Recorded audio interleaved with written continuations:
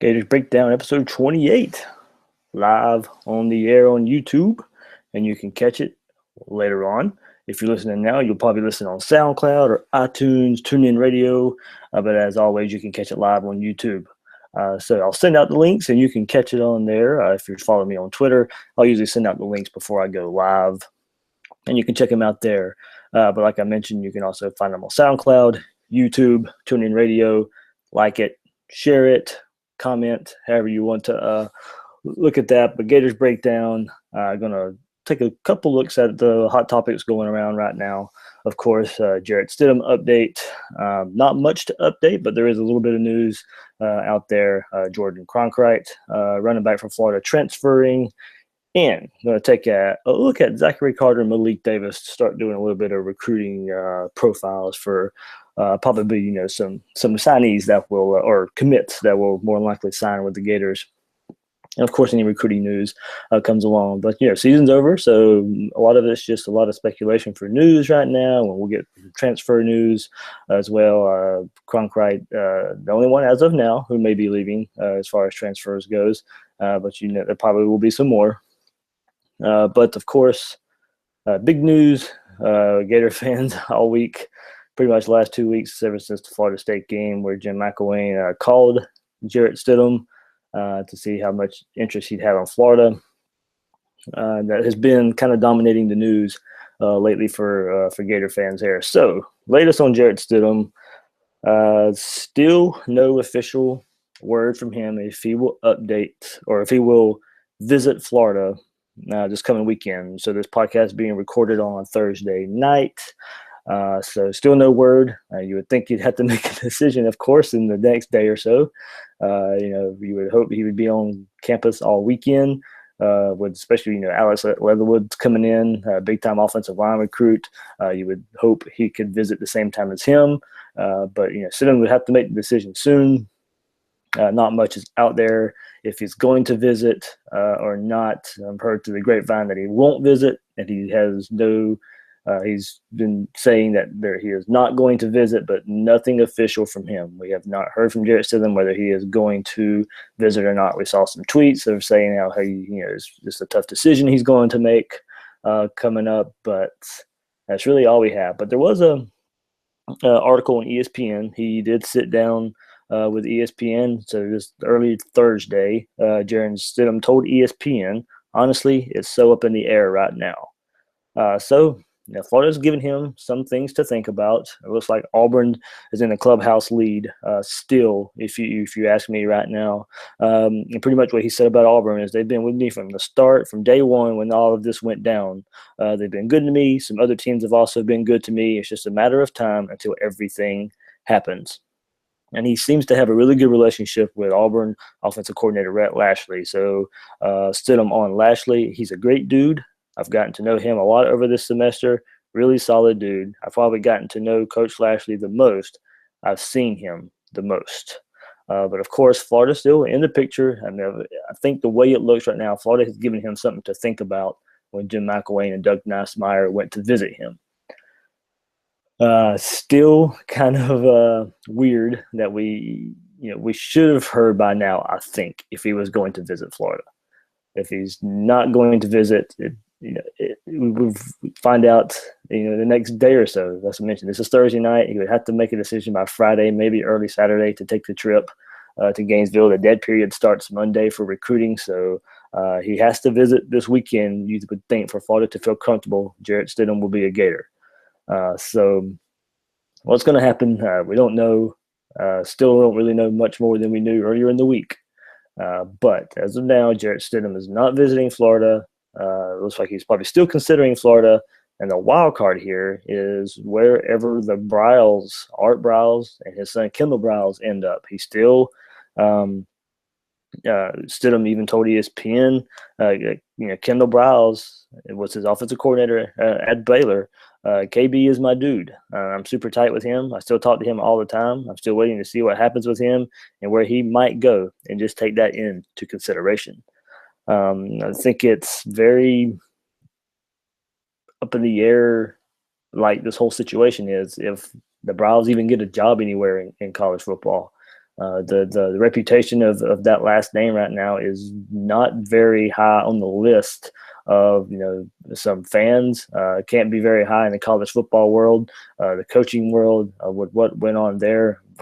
Art Briles, don't get me wrong, very respected head coach on the field. Would have to think everything off the field now is a really bad taste in the mouth of some of the college football world. And I know some Gator fans were saying, "Oh, if it means we can get Stidham, I'd bring Kendall Briles in." No, I want nobody associated with that Baylor program on the Florida program. That is an ugly stain. You don't know who was involved with the rape allegations and covering up rape and all that stuff that went on at Baylor. I'm sorry, I don't think.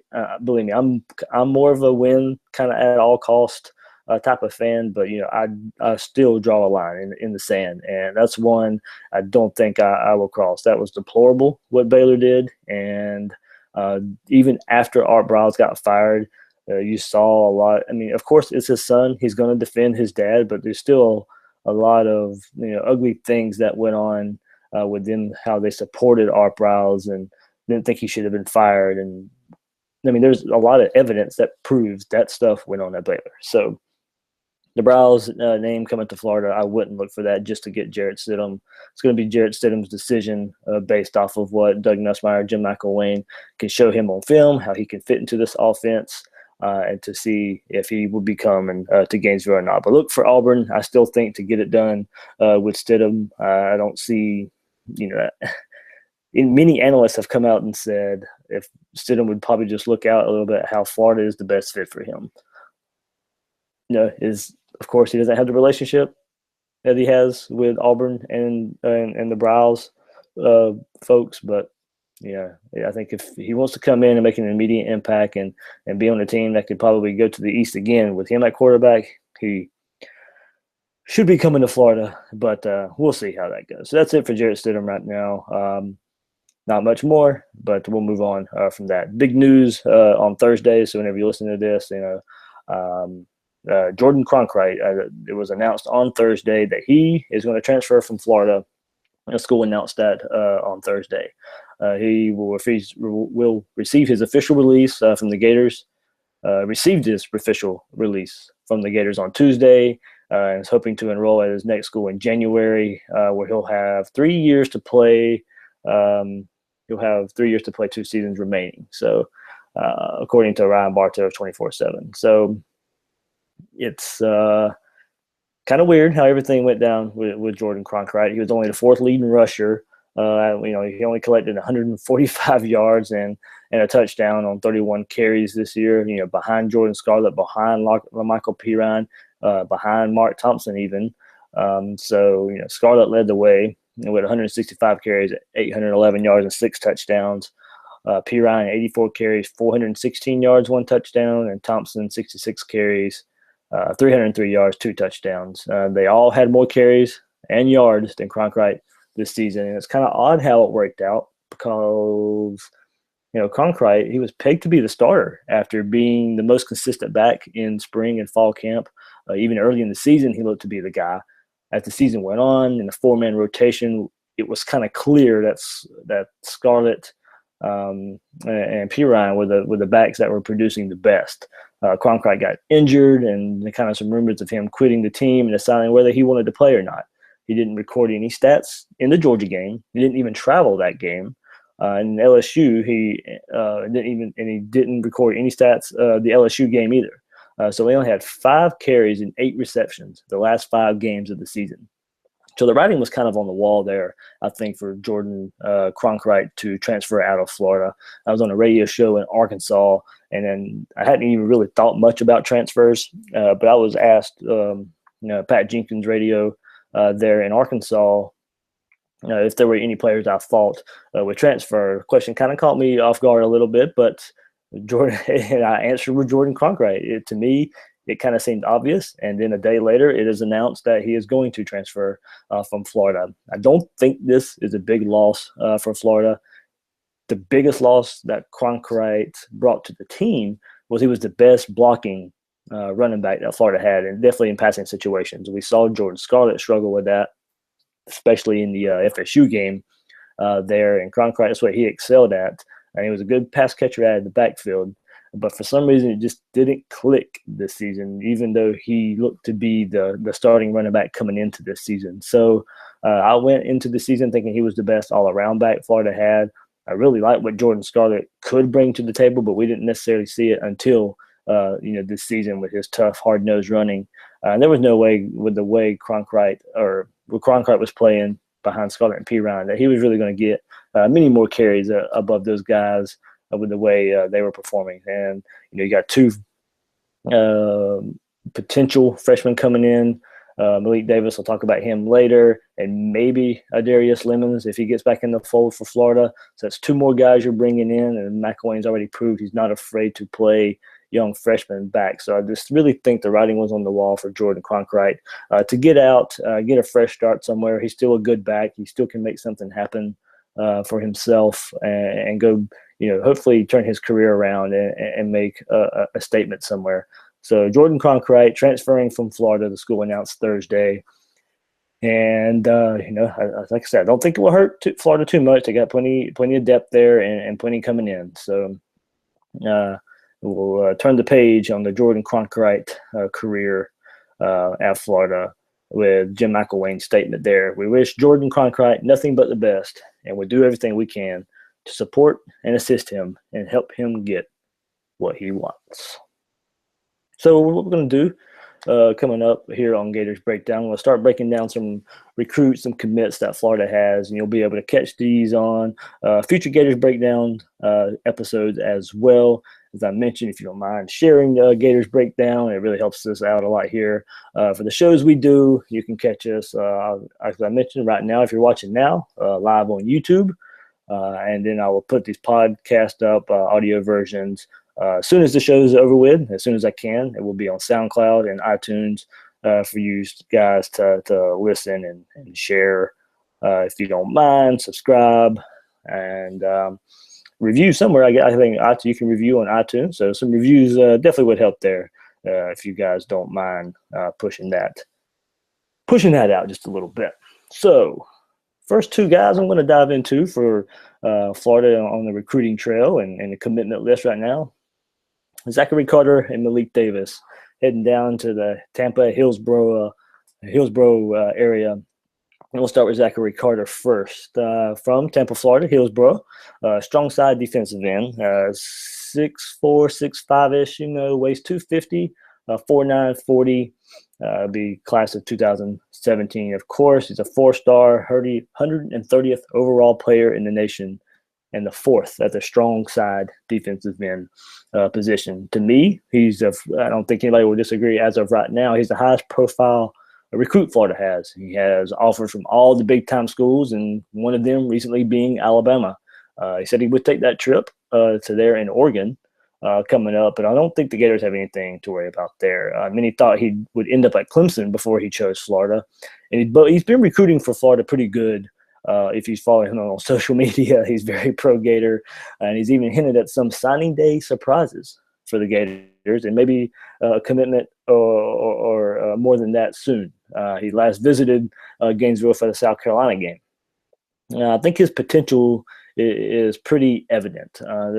He can probably get better at his technique, but so can a lot of young guys. But his explosiveness off the ball, and he can just really beat the opposing blocker on the other side from him with just pure quickness. But of course, you have to get better there. But he's a young guy. I kind of, I remember Carlos Dunlap coming in from Florida, and kind of that same. Not necessarily the same build, but that's kind of how he was. He just wanted to come in and bull rush everybody, use his speed. And that's kind of what you see from Carter right now. He has a massive reach. He can disengage blockers pretty easy, and he gets his hands up. That's another thing that he doesn't necessarily get the sack. That's one knock against him, is that he doesn't necessarily have the big time recruit sack numbers, but he causes a lot of havoc. He gets in the backfield, and when he gets back there, puts his hands up, and he can knock the ball down a good bit from when the opposing team's passes. That's what you can see on film there. He probably would have to come in, pack on some weight, get to 3-4, slide inside a little bit in a 4-3. But the good thing is he can probably show some versatility and play in the 3-4, 4-3. Like Florida likes to bring in, guys to do. CC Jefferson comes to mind first, where he can play inside, outside. So I think you could probably look for Carter to come in and maybe take over a little bit for what Jefferson does. But if he comes in and does what he does best, he's versatile. That's what Florida's going to be looking for from him.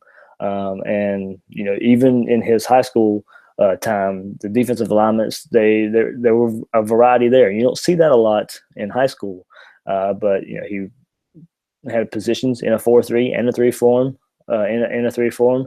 But there's exotic looks there. We'll probably have Carter ahead of the curve mentally going into the season. So I don't think he'll play as a freshman. I think it would be best to redshirt him, get a little bit of pounds on. But I kind of thought the same thing for Antonius Clayton, and Florida found a way to squeeze him in a little bit this year. So it's like I said, he could get better at probably rushing the passer for pure sack numbers. But like I mentioned, he can disrupt the play. He's an explosive guy, and if Florida, he's probably going to come in with his first year, be more of a situational type of player. I kind of like Jabari Zuniga, I think, in a way to where comes in, gets sack numbers, maybe, and then kind of builds his overall game from there. I think that's what you could look for after he redshirts, or maybe he can get it done as a freshman. I don't think there's a big need for him to come in and play right away. But who knows? We've seen how Florida can go through injuries this past year. We'll never know what of course, you can't forecast that, but the way those things happen, who knows if he could come in and play right away if that opportunity presented itself. So that was a review of a little bit of Zachary Carter from the Tampa area. And now we'll go to Malik Davis, a big-time running back, I think, who's getting better. Fans kind of fell in love with him because they know how good he is from that Tampa area, the all-time leading rusher in that area. He got better as the season went on. You started seeing other services out there, some recruiting services that are actually giving him a 4th star after he was a 3-star with 5'11", 190, 3-star composite on 24/7. He's a national 512th best player, 70th in the state of Florida, and 32 at the position of running back. He's a hard commit, definitely for Florida right now. Recruited by Chris Rumpf there. So, it's going to be – he didn't have the big-time offers. I don't – what you would consider big-time offers in Arizona, Colorado State, Georgia Southern, Illinois, Indiana. Louisville was in there, Virginia Tech, South Florida, UCF, Pitt. Pitt has a good history of running backs there. But Davis, he really shows a lot there. He's ran a 40-yard dash in 4.43 and about a 4.03 shuttle at Friday Night Lights.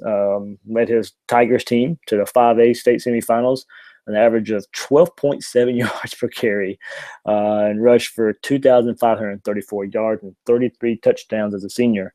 As I mentioned, he's the all-time leading rusher, Hillsborough County, where he played against some pretty good competition.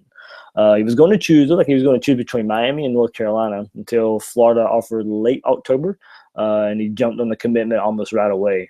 He's a versatile back. I think the coaching staff thinks he can be an every down back.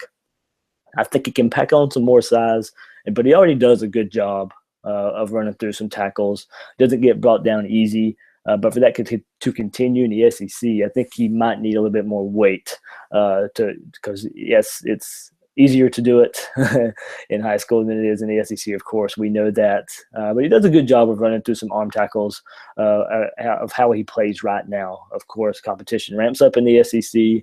But at 180 pounds, I think you'll have to tack on a little bit more if he wants to continue his style of play that he did in high school. I think what helps him the most, he's a really good pass catcher out of the backfield. And I think that's still something Jim McElwain and Doug Nussmeier want to put in this offense. with the running back pass game, screen game, however you want to go back. And if you go back and look at his film, I mean, his offensive line helped him a lot. There's some big holes opened up there, but he hits the hole hard. There's no dancing around. He has great speed, and once he gets there in the open field, he outruns everybody. He doesn't get caught too much, and that's what you like to see from a back who likes to consider himself an every down back. You don't necessarily know if he can outrun opponents. Can he? He's not the slasher type, but and he likes the contact. He doesn't shy away from the contact. Can those type of guys outrun people? And with what you see on this film, he can do that. But at times when the blocking's not there, he shows his patience. He waits for something to open up, and he really tries to get upfield. And I think that's why I really like him a lot. He tries to get upfield. That's my biggest thing about a running back. Get the handoff, get upfield. That's why Jordan Scarlett didn't have a lot of success his freshman year. He wanted to dance around too much. What did we see this year? He gets the handoff, he gets upfield, and that really helped him get north and south. That's what I really like about Malik Davis if you go and watch his film there. So that was a little bit of recruiting profiles for Zachary Carter and Malik Davis. Like as I mentioned, two guys in the Tampa-Hillsborough area.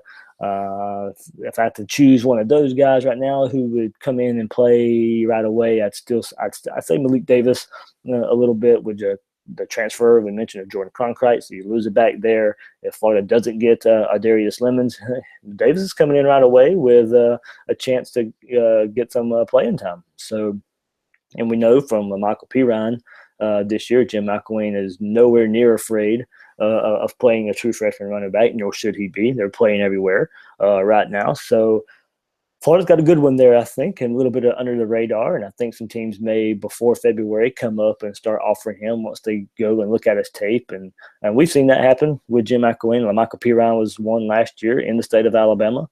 Didn't have a lot of good offers, but then Alabama offered late. But, he stuck with his original commitment to Jim McElwain in Florida there. So, been Gators Breakdown episode 28. Gave you a little bit of update on Jarret Stidham. Talked about the Jordan Cronkrite transfer. And we also had some of our starting of the recruiting profiles. And we started with Zachary Carter and Malik Davis. So, guys, if you don't mind, just, like I mentioned before, give this a share, a review on iTunes, and you can check this out on SoundCloud if that's easier for you. iTunes, if you have Apple device. If you don't have Apple device, I know SoundCloud is easier for you. And then for these YouTube videos, I know if you're like me and you have YouTube on your iPhone or whatever, you have to have YouTube up to listen to it. So that's why we put it out on SoundCloud and iTunes, because a lot easier. You don't eat up as much as your data. It doesn't lock your phone up. We know with just video, you can get those audio versions there and share them. And I'll post everything on Twitter as I'm David Waters. You can follow me on Twitter at GatorDave_SEC. You can like Gators Breakdown on Facebook. Post a lot of my thoughts on there as well, as many as my thoughts on Twitter. And a brand new Twitter account I just made for Gators Breakdown before something happened there where I wasn't able to. If something happened there. So Gators Breakdown Twitter. At Gators Breakdown just got started there, so you can go like it. There'll be a lot of the same content that I put on my personal Twitter feed at GatorDave_SEC and Facebook. So we can talk if you want to sit there and on Twitter and tweet at me. And believe me, I mean, if you sit there and follow me on Twitter already, you know that I'll sit there and interact with you and talk Gator football as much as I can. It's something I love to do. I know you guys love to do it if you're listening to this. And a lot of things going on right now. It is a lot of talking season since the season's kind of wrapped up. So a lot of things to talk about, a lot of opinions out there. My opinion's not always right. I know that, and I really just like going back and forth with people in a manner that's respectable for everyone. So GatorDave at GatorDave_SEC on Twitter if you want to interact with me. Thanks for checking out Gators Breakdown. This has been episode 28. And thanks for joining me, guys. We will see you later.